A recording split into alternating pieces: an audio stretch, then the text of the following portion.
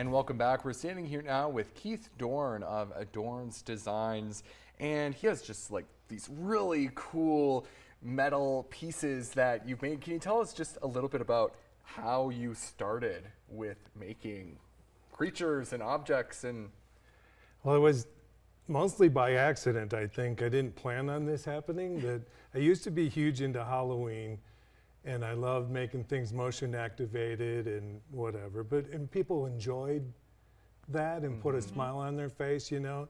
So one day I'd cut a pumpkin face or jack-o'-lantern out of an LP tank. And people saw that and they're like, oh my, if you can do that, you can do this. And it just never stopped from there. 9 years of, That's amazing. Let's talk about what we're looking at here.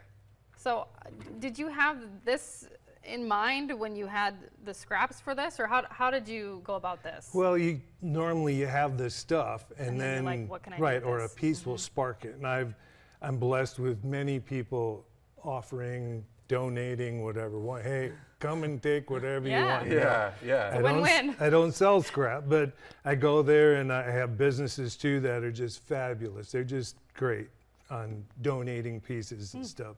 But I have a bunch of saw blades, and it's like I need to make some things to use up some of these saw blades. So there was a good start there. It's Top really of an cool. LP tank, rebar, and it's like a puzzle, and you're making the pieces for the puzzle. Yeah. You know? Everything has 2 eyes or 8 eyes or whatever, and you just know what you need, you go get it and you do it. Yeah, and that's so cool how you could just kind of turn something, in your imagination and literally just be like, well, those would be great legs. That would be a great body for a spider. That's exactly it. Very cool. It's an addiction. But you were talking about you had bought, I think, a plasma, which kind of allowed you into an even further addiction, even furthering your addiction. And that's with this.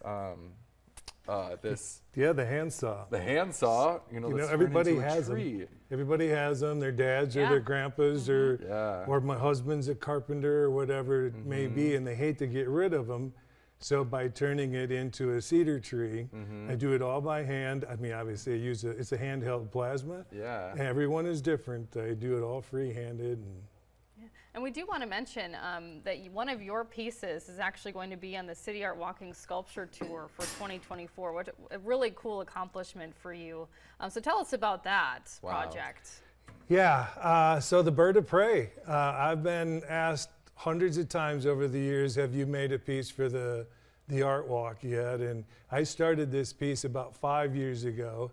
And then it got set aside, and I'm blessed with so many custom orders, and we do a handful of shows.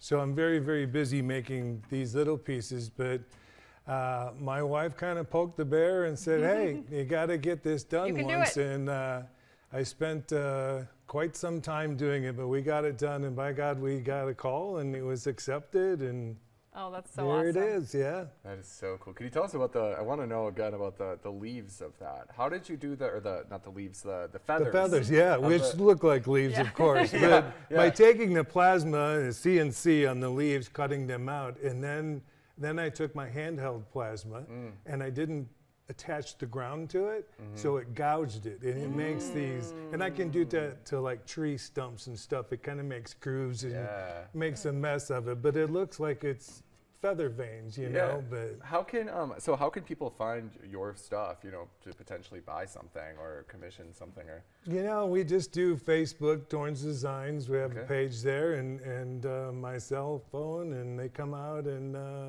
I have to have hundreds of pieces made up for the handful of shows that we do, so it's convenient for local people to come and take a look and by appointment, of course. All right. Well, thank you so much, Keith. And my pleasure. We will wrap things up when we come back. Stay with us.